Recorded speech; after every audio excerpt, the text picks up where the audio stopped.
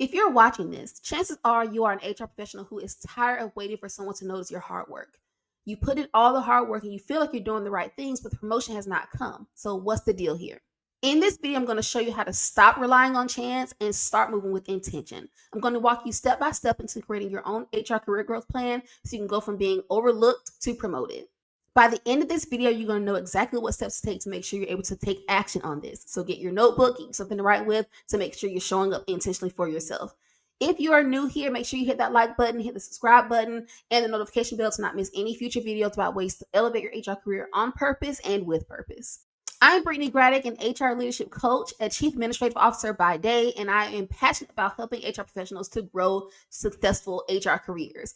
I didn't always have a roadmap, and so the work that I do here on this channel and the work I do with my clients is designed to help you get forward faster. So I created the HR Leadership Accelerator program so that you have a pathway to know what you want to do next and how you can get there on purpose. So again, get your notebook ready, and everything we're going to share today is based on real success stories.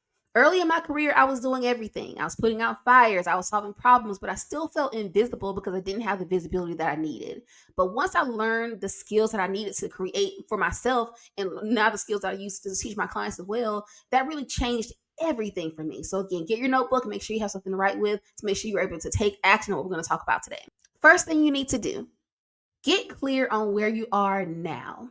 Interestingly, so often we skip ahead to what we're going to talk about in step two. But before we get to step two, which I think was where people typically start, you've got to know, where are you right now? What feedback have you received? What kind of information are you taking in? Where are you right now in your career? Are you early in your career? Are you in the middle of your career? Are you reaching burnout? Where are you right now?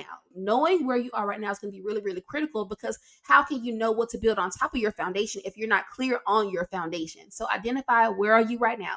What is your job title? How long have you been in HR? What is your goal for HR is what we'll talk about in the future. But again, right now, get really, really clear on your current state. Before you can grow, you got to know what's keeping you stuck. So are you feeling underutilized? Are you feeling undervalued? Are you feeling that you're more of a doer and not as much of a strategic thinker? Are you trying to be a strategic thinker? How are you filling your cup? If it's hard for you to articulate the issues that you're facing, it's going to be really, really hard to articulate that to anyone else who comes across your desk, whether it's your leader, whether you're interviewing for another role. You need to decide for yourself and understand, where are you in your career right now? Why is it that you want to do something different? Or why is it that you want to grow?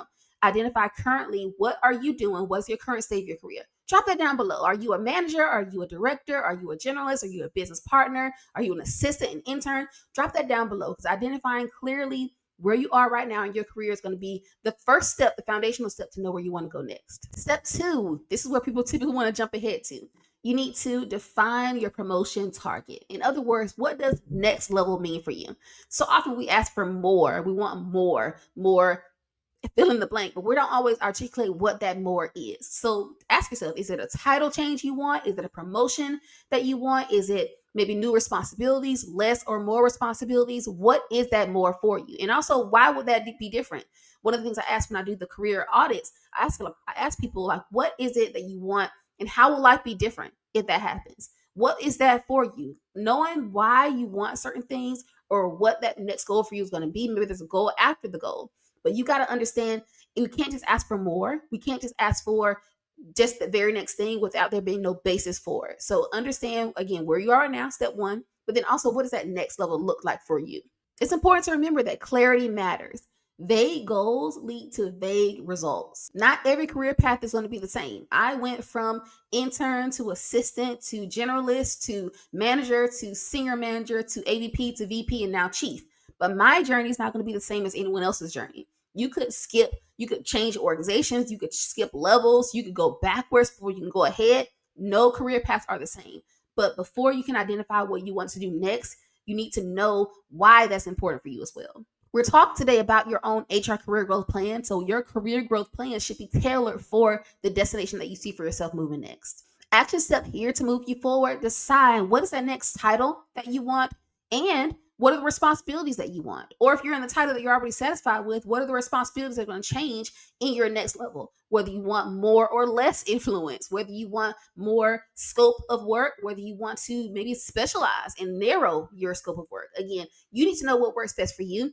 Not everyone wants to be strategic. I've talked to people during my career audits, I've talked to people who have a desire to be less strategic. They find that as their exposure to things expands, they don't like that kind of work. They want to be more specialized, maybe focusing on benefits or focusing on recruiting or focusing on employee relations. And that's fine. There's no one way to be. You need to know what you like to do and what you want to do in terms of moving forward in your career. There are many levels of work. One of the lessons I teach when I talk to HR professionals, I say it sometimes in the HR career audits, but I talk about the 4 levels of work we do as HR professionals. We work in task-based work, process-based work, database work, and then organization-based work. And none of those are any less than the others, but the bottom level, the task-based work, is foundational. So you do need to know that most. Even if you specialize in a certain lane, you can still work at a business partner level or an organization focused level, even in a narrow focus. What needs to change is not necessarily the way you work, but the way you think about the way you work, if that makes sense. So again, this is the work that I do with HR professionals to help you to change the way you think about your role. Even if your role feels narrow in scope, there are many ways that you can elevate your impact and elevate the work that you do and the influence that you have as well. Step 3, all right, you're putting that plan together. You've identified where you are, you know where you want to go. Step 3 is to identify your skill gaps. So you're in this level role right now and you want to be in this type of role moving forward, whether it's a new title, new pay, new responsibilities. What's the gap? Is it leadership skills you need? Is it technical skills you need? Are there any relationships that must be built to be successful in that next level role? Identify that for yourself. And this is why your HR career growth plan is going to be so different from anyone else's, because you know the nuance of the company that you work with. You know the tolerance levels of the leaders of your company. You know all the things that make that business run. So you need to know what's the gap between where you are right now and where you want to go next. For larger companies, sometimes there's a competency framework that exists to say, well, you can't get to this level until you have XYZ, whether it's a credential, whether it's a certification, whether it is a certain level of experience or tenure or years of service. Identify that for your company. And oftentimes for smaller companies, there's not a competency framework, but I will also ask you and challenge you, are there people in your company who has recently been promoted? What can you pull out from that person's experience or those people's experience that you can somehow mirror? Whether it's the way they dealt with people, whether it's the way they got in there and just took initiative to get things done, whether it was their years of service. Identify what someone who's recently promoted had working for them and see if you can reverse engineer or talk to that person or that person's leader or somehow understand, figure out like what is it that got that person promoted and figure out what can you do as well. It's so important to identify the patterns and the people that have been promoted and see if you can mirror those in yourself.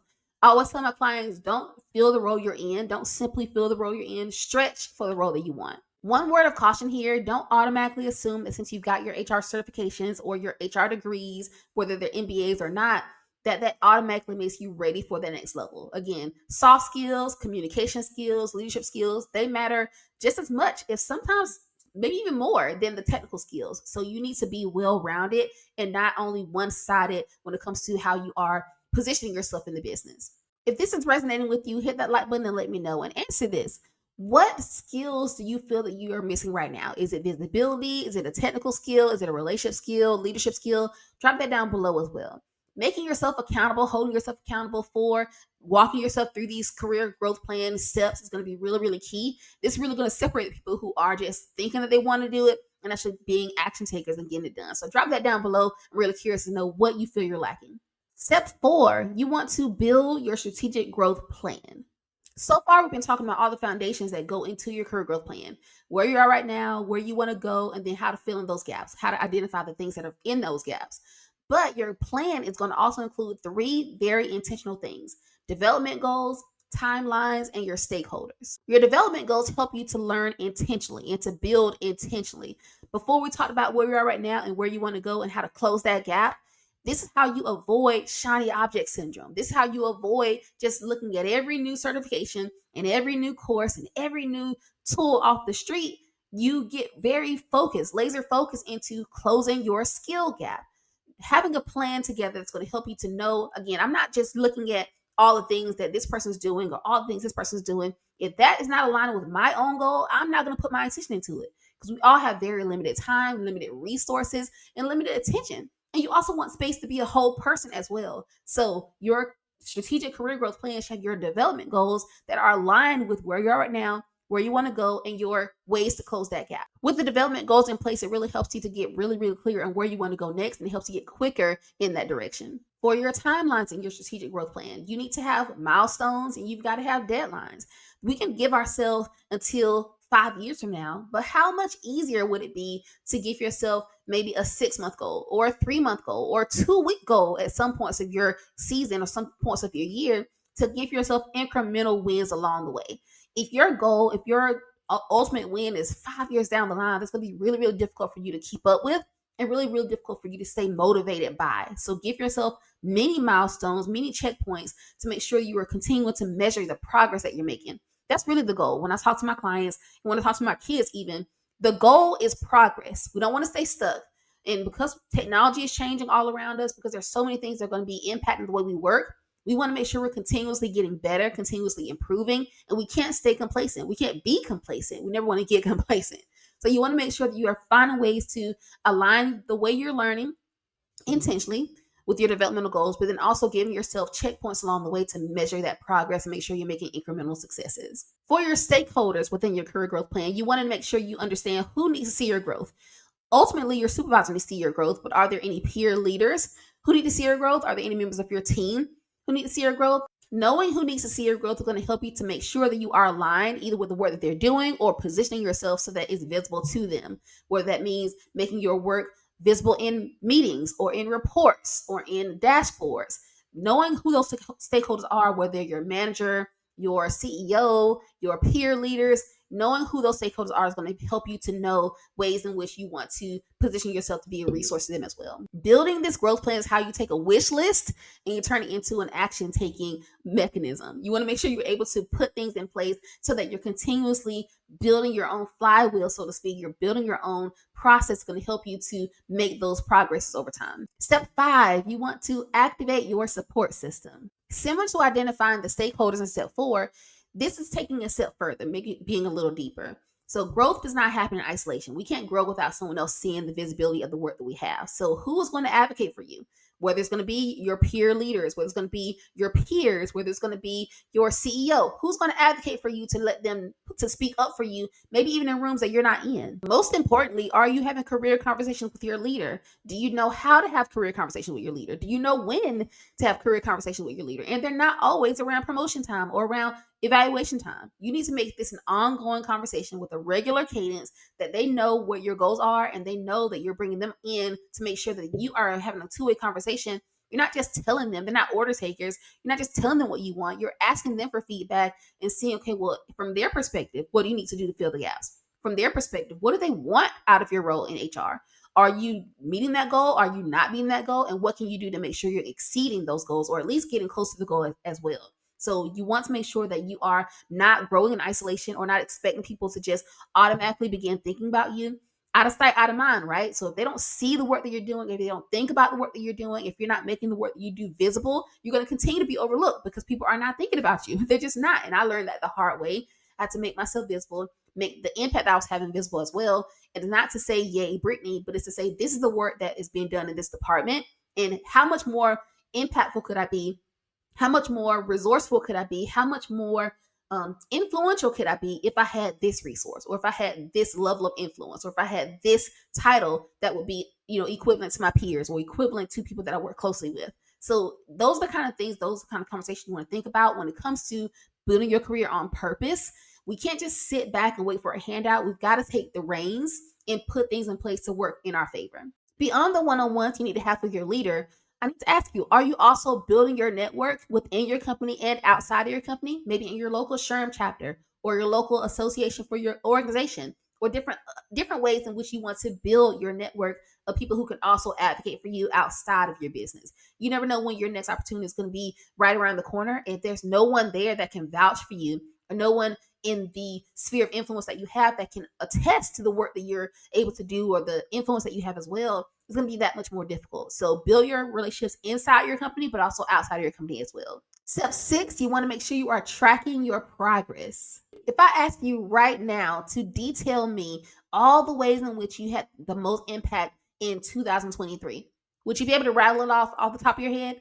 Probably not, without having a track record or without having a log of the work that you did at that point. This is why it's so important to track your successes and track your progress over time. You're doing the work. You got a lot of successes, but if you don't have a way of remembering it or tracking it or pulling it up in your email, in your maybe like a journal that you have, or maybe you're just cataloging it in an Excel spreadsheet. However you are doing it, you want to make sure you're doing it intentionally and putting a system around it. The system that we have is really what creates our habits, and it creates the way that we're able to pull into, finding ways to elevate ourselves as well. So put your progress on paper. Make sure you're able to track it somehow, whether it's electronically or otherwise, because you can't remember it all and you don't have to. Use the system to track what you're learning, what you're contributing, what you're achieving. You can have a wins folder. You can have maybe a monthly check-in with yourself, but find a system that works for you that you can stick with and keep that system in place. Think of your career like a project or like a business and manage it like one. The truth is, and the hard truth I had to learn over and over again, your value has to be visible in order for it to be rewarded. So find ways to make that value visible to at least yourself. And so that when you're asked about the impact that you're having or asked about the things that you're doing, you can easily collect that data and collect the ways that you can show the impact that you're having as well.